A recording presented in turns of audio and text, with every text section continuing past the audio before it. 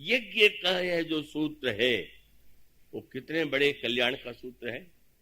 यज्ञ तो प्रत्येक वर्ष अनेक यज्ञ आप समाचार पत्रों में पढ़ते हैं, आपके नगर में भी होता रहता होगा। तो यज्ञ क्रिया का नाम तो है, पर यज्ञ के पीछे क्या भावना है और यज्ञ के पीछे क्या दर्शन है।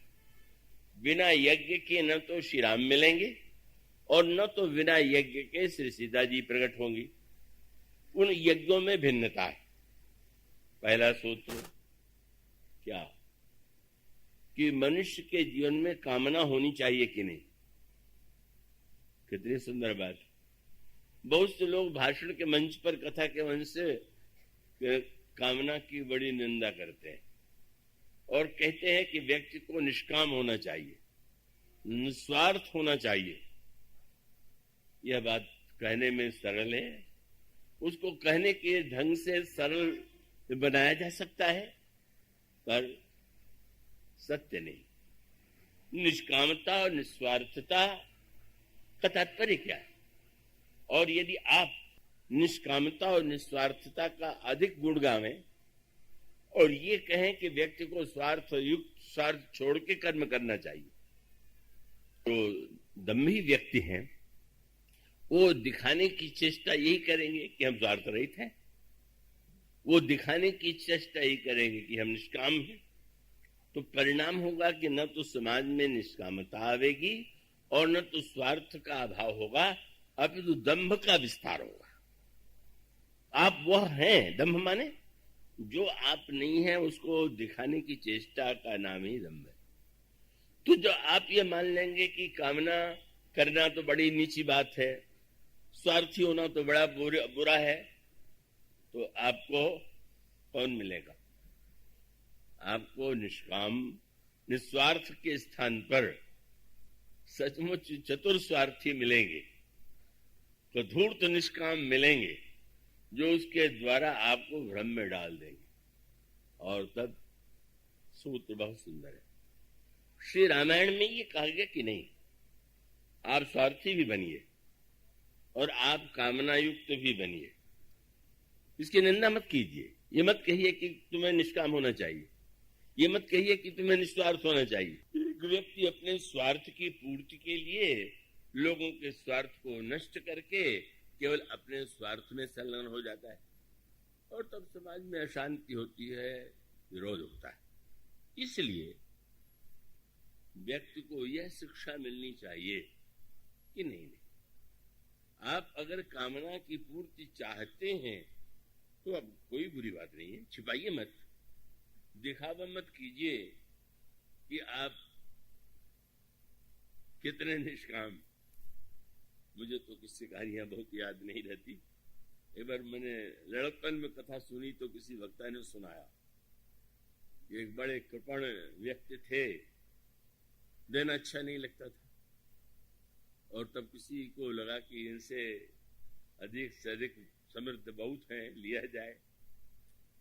तो नगर में शोर मच गया, बड़े भारी महात्मा आए हुए और महात्मा जी की विशेषता है कि कुछ लेते नहीं। अब दर्शन भीड़ उमड़ पड़ी और जो कोई व्यक्ति जो लेके जाता था महात्मा जी लौटा देते थे। सारे नगर में जब अरे भाई महाराज तो कुछ लेते ही नहीं, जो आता है उसे भी लौटा देते।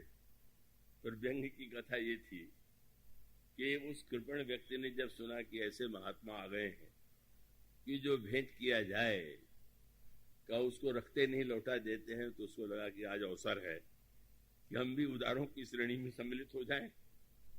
तो बहुत बड़ी मात्रा में सोना गहना वस्तु लेकर के पहुंच गए, वस्तुएं भीतर गई। अब वो तो टकटकी लगाए देख रहे थे कि महात्मा जी कब लौटावेंगे। पर थोड़ी देर के बाद महात्मा जी ने कहा कि बेटा तुम बड़े भाग्यशाली हो कि अन्यों की वस्तुएं तो भगवान लौटा देते थे, पर तुम्हारी वस्तु उन्होंने स्वीकार कर लिया। अब तो बेचारे क्या करें। व्यंग्य क्या है, वो तो बड़ा चतुर था, सकाम बनी हो तो थोड़ा मिलेगा। वो बेचारे सिर पीट के रह गए। मानो तात्पर्य यह है कि जब व्यक्ति समाज में का इन वस्तुओं को मिथ्या महत्व देता है, तो उसका परिणाम होता है कि समाज में दंभ कपट फैलता है। इसलिए कलयुग के लक्षण में गोस्वामी जी ने जो वाक्य लिखा कि संत कौन है, तो उनका संत की परिभाषा तो बहुत सुंदर है। संत के गुण क्या है, संत का लक्षण क्या है, पर उनका कलयुग में संत कौन माना जाएगा?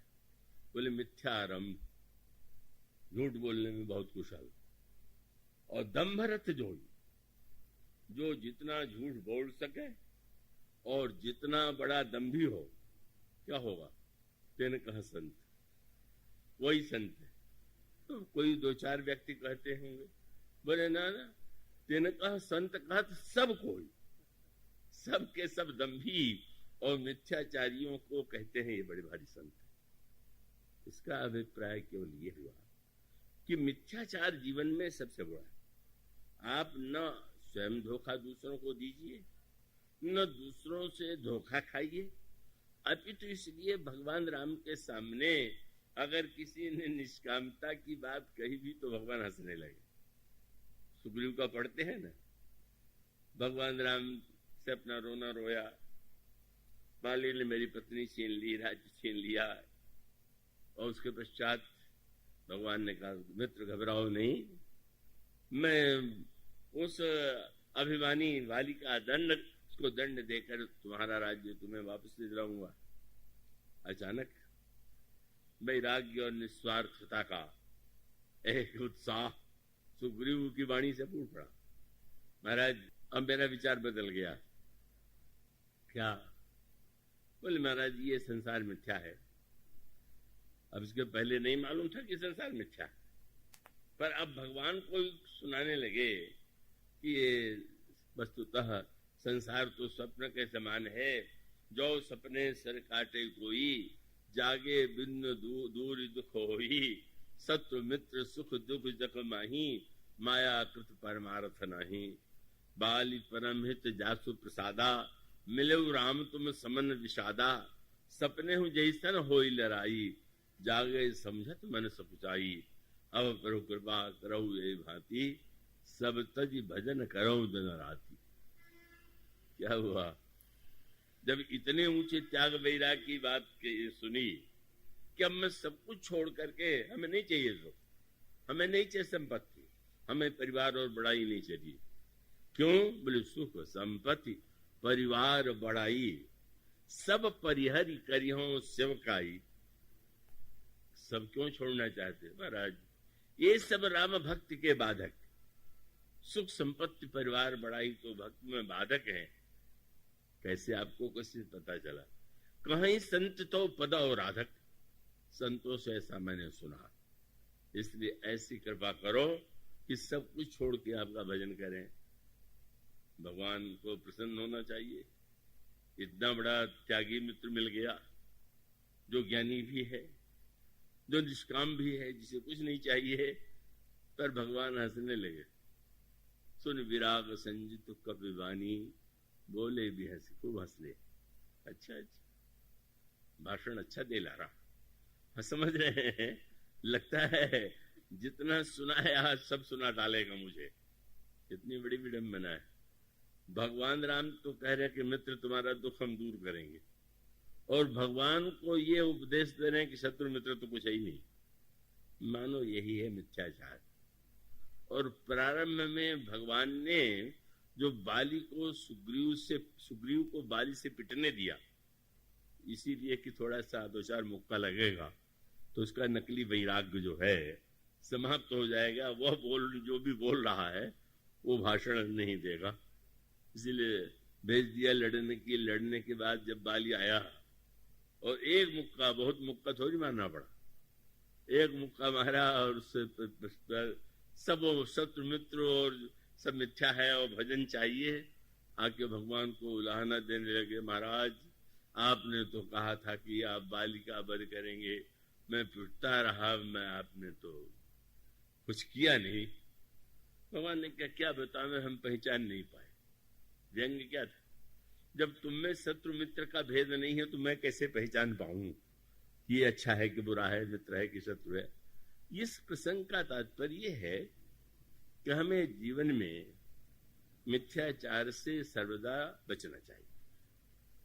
रामायण में इसलिए ये जो दो पात्र है, महाराज दशरथ ये सकाम और महाराज जनक निष्काम, रामायण का दर्शन तो परिपूर्ण दर्शन है, सबके लिए।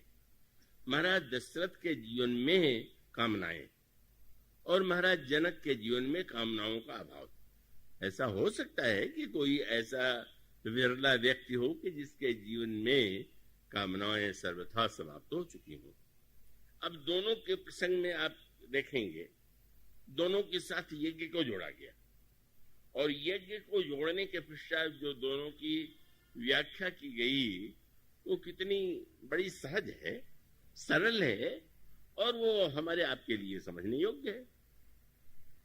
महाराज श्री दशरथ चक्रवर्ती सम्राट है, समृद्धि है, पत्नियां बड़ी आज्ञाकारिणी हैं, कई विवाह करने के बाद भी कोई पुत्र नहीं हुआ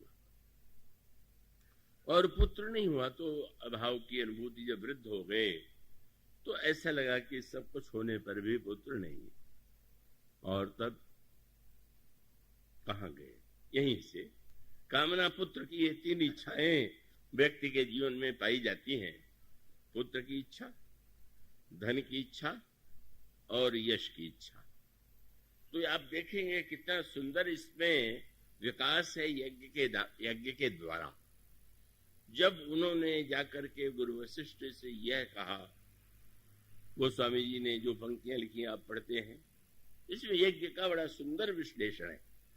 और वो विश्लेषण ये है कि गोस्वामी जी ने जो लिखा वो आप पढ़ते हैं कि अवधपुरी रकुल मणि राऊ, वेद विदित ही दशरथ नाऊ, धर्म धुरंधर गुण निधि ज्ञानी, हृदय भगत मति सारंग पानी, कौशल्यादि नारी सब आचरण पुनीत, पति अनुकूल प्रेम दृढ़, हरिपद कमल विनीत। पर गोस्वामी जी कहते हैं, एक बार भूपति मन माही, भय गलानी मोरे सुत नहीं। ग्लानि हुई कि सब कुछ है पर पुत्र नहीं। तो अनेक लोगों को पुत्र नहीं होते और कई को होते हैं और वो संदर्भ में दोनों प्रकार की बातें आती हैं। गुरु वशिष्ठ से जाकर के उन्होंने निवेदन किया कि महाराज सब कुछ होते हुए भी पुत्र नहीं, निज दुख सुख सब गुरु ही सुनाए। अब गुरु वशिष्ठ की जो विशेषता है और जानते हैं कि कैसे व्यक्ति को सकाम से अगर निष्कामता की ओर ले जाना है और सकामता का सदुपयोग भी करना है तो प्रारंभ से उसको अंतिम कक्षा की बात कर देना वो उचित नहीं। वैसे उस प्रकार के उपदेश हैं। ऐसे वर्णन आता है ना कि जब ब्रह्मा ने सृष्टि का विस्तार करने के लिए ब्रह्मा को आदेश ईश्वर से मिला और उन्होंने अपने मानसिक पुत्रों को जन्म दिया, सनक सनंदन सनातन सनत कुमार नारद। तो इन पुत्रों से जब ब्रह्मा ने कहा कि तुम संसार का विस्तार करो तो उन्होंने कहा कि वो हमारे लिए संभव नहीं। वो बड़ी पुराणों की जो कथाएं हैं बड़ी समझने योग्य हैं, नहीं हमारी रुचि नहीं, हम नहीं विस्तार का, हम विवाह नहीं कर सकेंगे। तो इसका अभिप्राय कि स्वाभाविक रूप से जिसमें ऐसी इच्छा नहीं है वो ठीक है। ब्रह्मा ने कहा कि नहीं वो ठीक नहीं।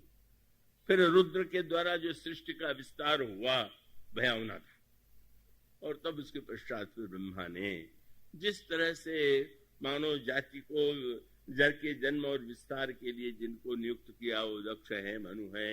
इस तरह से एक पुराणों में जो वर्णन आता है उसका अभिप्राय ये होता है कि कुछ लोग ऐसे होते हैं कि जिनके जीवन में इनकी कामना सचमुच नहीं होती। कई लोग ऐसे होते हैं कि जिनके जीवन में इनके अभाव की अनुभूति नहीं होती। तो नहीं होती तो बहुत अच्छी बात है अपने आप में। अगर किसी में कामना नहीं है तो कामना नहीं है तो ये थोड़ी कहने की आवश्यकता है कि आप कामना युक्त बनिए, आप पे कामना होनी चाहिए, यह भी तो उचित नहीं। उसका अभिप्राय है कि कामना यदि नहीं है तो फिर ठीक है, ब्रह्मा ने कह दिया है आप लोग नहीं विवाह करने, पुत्र नहीं उत्पन्न करना चाहते तो ठीक है। इसलिए ये महापुरुष जो है जिन्हें देवर्ष की संज्ञा दी गई, वो उससे विरत। रुद्र की सृष्टि जो है वो डरावनी होने के नाते वो लोगों के लिए कल्याणकारी नहीं रही, और तब मानव जाति का जिस तरह से मनु के द्वारा सृजन हुआ उसकी सांकेतिक कथा पुराणों में प्राप्त होती है। अब महाराज श्री गुरु वशिष्ठ की विशेषता ये है कि गुरु वशिष्ठ जो है स्वयं भी उन्होंने जीवन में जो एक नई वस्तु पाया है, और वो नई वस्तु क्या थी उसका वर्णन आपको मिलेगा प्रभु के राज्याभिषेक के बाद। जब प्रभु का राज्याभिषेक संपन्न हुआ तो संपन्न होने के बाद भगवान श्री राम पधारे, और गुरु प्रभु ने सुना कि गुरुदेव पधारे हुए हैं, तो आप भागे हुए दौड़े आए, स्वागत किया, ले जाकर के गुरु जी को दिव्य आसन पर बैठाया। आपने गुरु वशिष्ठ के चरणों को धोया और उस चरणोदक का पान किया, पद पखारी भरा आसन दीना, और फिर निवेदन किया, गुरुदेव आपने मुझे न बुला करके आप स्वयं आने का आपने कष्ट किया, क्या आज्ञा है? तो गुरु वशिष्ठ ने पहले तो आज्ञा ही दिया कि यहाँ जितने लोग हैं वो चले जाएंगे और एकांत में केवल मैं और तुम दोनों ही रहेंगे। और सारे जितने मुनि या राजा मंत्री सेनापति सब चले गए, केवल भगवान श्री राम और गुरु वशिष्ठ बैठे हुए। और तब गुरु वशिष्ठ की ओर से और प्रभु ने जब हाथ जोड़ के पूछा क्या आज्ञा है, तो मुस्कुराते हुए कहने लगे, देखो इस समय तो कोई देख नहीं रहा, अब पर्दा जब गिर गया तो पर्दे की आड़ में क्या हो रहा है दर्शक को क्या पता। बहुत दिन नाटक चला, तुमने शिष्य का नाटक अभिनय किया और मैंने गुरु का, और इतने दिनों तक हम दोनों ने नाटक का निर्वाह किया, और आज अब ऐसा भी तो अवसर है कि नाटक कभी न कभी तो पूरा होना चाहिए, तो अब पूरा होने का अवसर आ गया। और पूरा होने का अवसर आने के पीछे में कुछ कथाएं हैं, मैं बता दूं। और वो यह है, उन्होंने कहा तुम तो बहुत अद्भुत अभिनेता हो, तुम्हारा तो कहने क्या है, जैसा वेश बना लेते हो वैसा नाटक करके दिखा देते हो, जस काचिए तस चाहिए नाचा। कोई रोना देखे तो तुम रोना कितना सुंदर जानते हो, हंसना लड़ना सभी तो तुम्हारा अनोखा है। पर अगर आप बड़े महान अभिनेता हैं तो आपसे कम मैं अभिनेता नहीं। क्यों? आपने ईश्वर के रूप में सारे अभिनय करके दिखाए तो ठीक, पर मेरे अभिनय की आप प्रशंसा कीजिए कि आप शिष्य बने और मैं गुरु बना, और साक्षात ईश्वर के होते हुए भी आपने चरण धोया और मेरे सामने मेरा चरणोदक पिया, और मैंने पीने दिया, आपको रोका नहीं। कितना बड़ा नाटक मैंने ठीक निर्वाह की। ईश्वर को अपना चरणोदक पीने के लिए लेकिन मैंने कहा नहीं, जब गुरु शिष्य बने हैं तो वो तो है। और फिर एक कथा सुनाई, बड़ी सुंदर, बड़ी मनोवैज्ञानिक, समझने योग्य कथा। अब इक्ष्वाकु जब राजा हुए तो हमारे यहाँ परंपरा है, हर एक कुल के एक पुरोहित होते हैं जो कर्मकांड विधि व्यवस्था आज बताते हैं, मुहूर्त बताते हैं, उसको संपन्न करते हैं। तो महाराज इक्ष्वाकु ने प्रश्न किया कि महाराज हमें जितने मुनि हैं उसमें किसको हम अपना आचार्य बनावें, पुरोहित के रूप में पौरोहित्य कर्म के लिए निवेदन किया करें।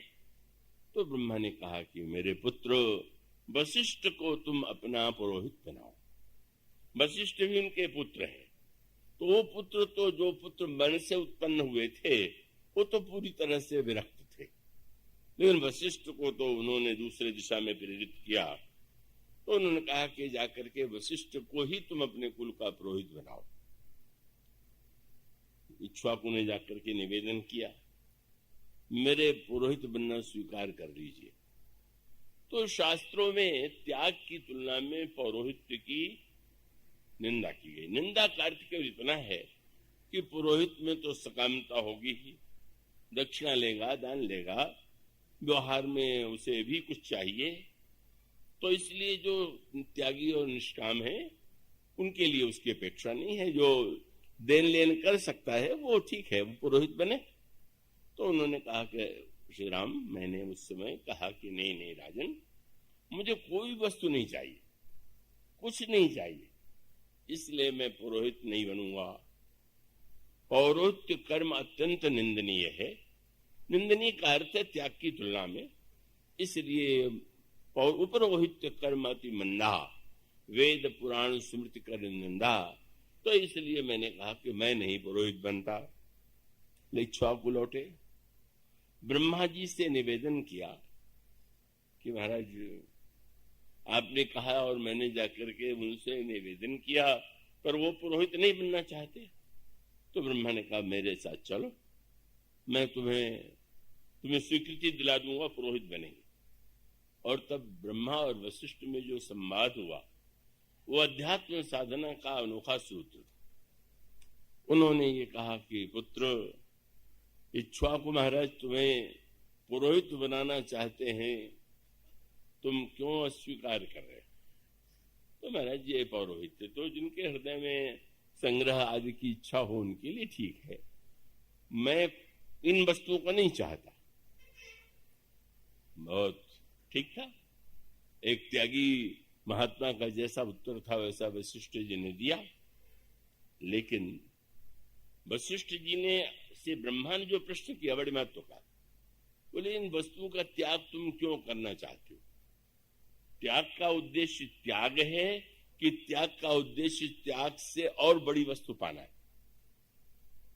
अगर त्याग केवल त्याग के लिए है तो निरर्थक, और त्याग का उद्देश्य अगर कोई कुछ पाना है, तुम ये कह रहे हो कि तुम पुरोहित नहीं बनोगे, पर ये बताओ कि सब तुमने छोड़ दिया पर अपने त्याग का अभिमान तो छोड़ा नहीं।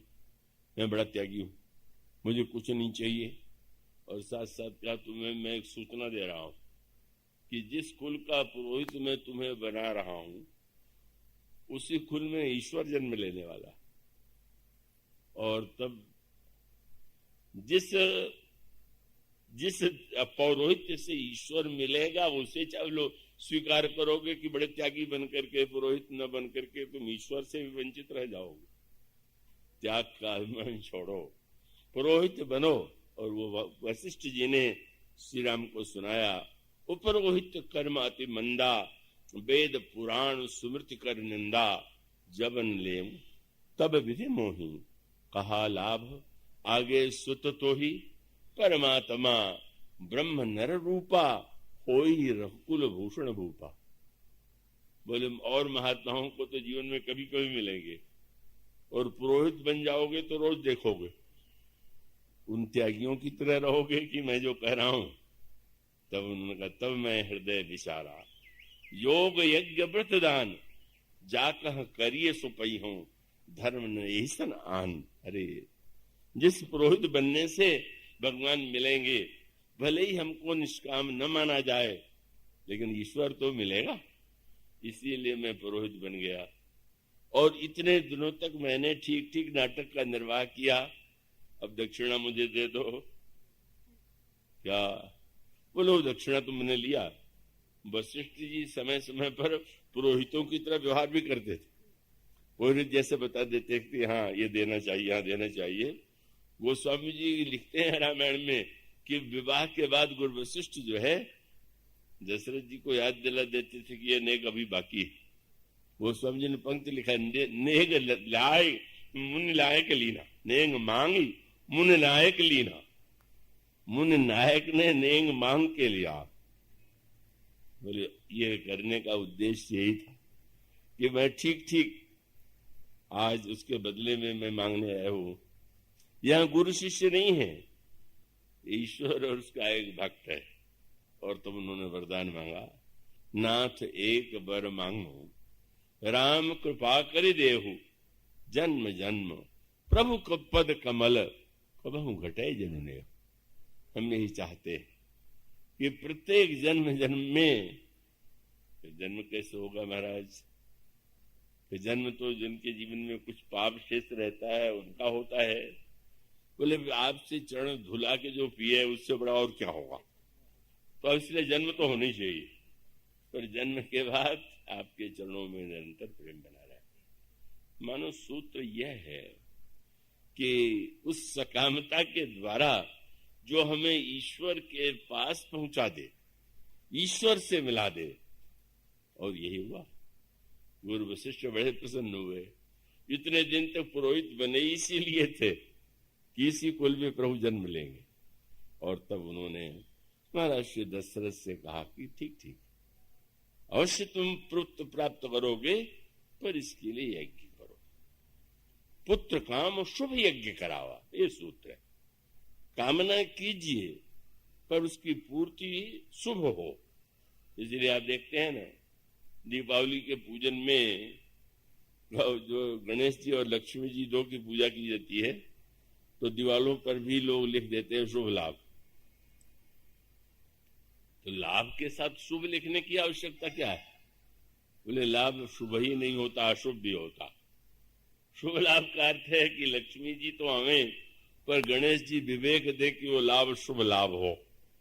इस तरह से एक के सूत्र है, और उसका अभिप्राय यह है कि कामना हमारी शुभ हो, और वो कामना हम यज्ञ के रूप में जब परिणत कर दें, तब उस प्रकार से हम ईश्वर को प्राप्त करके धन्य हो जाते हैं।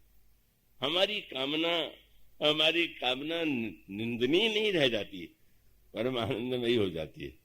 इसीलिए उन्होंने बिल्कुल नहीं बताया कि मैं इसीलिए पुरोहित बना था। ये भी नहीं बताया कि तुम पूर्व जन्म में मनु थे, तो वो वरदान दे चुके हैं, पुत्र काम शुभ यज्ञ करावा। पहला सूत्र यही है कि अगर हमारे जीवन में कामना है, तो कामनाओं के पीछे हमारे मन में अगर यज्ञ की भावना जुड़ जाए, और यज्ञ भावना से हम यदि सकाम कर्म भी करें, और वह सकाम कर्म भी अंत में ईश्वर की प्राप्ति का हेतु बन सकता है। जनक के समान निष्काम वह भी एक पक्ष है। आज उसकी चर्चा करना संभव नहीं है, पर उसका अभिप्राय यह है कि सकामता को इतना महत्व प्राप्त हुआ कि महाराज दशरथ जो हैं, श्री राम को पुत्र रूप में प्राप्त करके धन्य हो गए। और उनके द्वारा जब श्री राम पुत्र के रूप में जन्म लेते हैं, तो लोक कल्याण के लिए उस पुत्र के महान कार्य से जो राम राज्य स्थापित हुआ, मानो यज्ञ भावना रामायण का पहला सूत्र है। हमें यदि भगवान को पाना है, तो उस कामता को यज्ञ से जोड़ना है। और श्री सीता जी के रूप में जैसे प्राप्ति होती है, वह तो एक अलग संकेत है, पर उसका गोस्वामी जी का क्रम यही। और फिर यज्ञ से ही श्री राम का जन्म, यज्ञ से ही श्री सीता जी का जन्म, और यज्ञ देखने की भावना लेकर के ही भगवान राम जनकपुर आए थे। विवाह के लिए नहीं आए थे, स्वयंवर के रूप में नहीं आए थे। धनुष यज्ञ सिंदूर रखुलना था, और वह यज्ञ संपन्न होता है, और वह यज्ञ की परिपूर्णता जो है श्री सीता जी और श्री राम के विवाह में है। तो आज जो है इस यज्ञ भावना से, इस यज्ञ के माध्यम से हम इस विवाह को अपने जीवन में स्वीकार करें,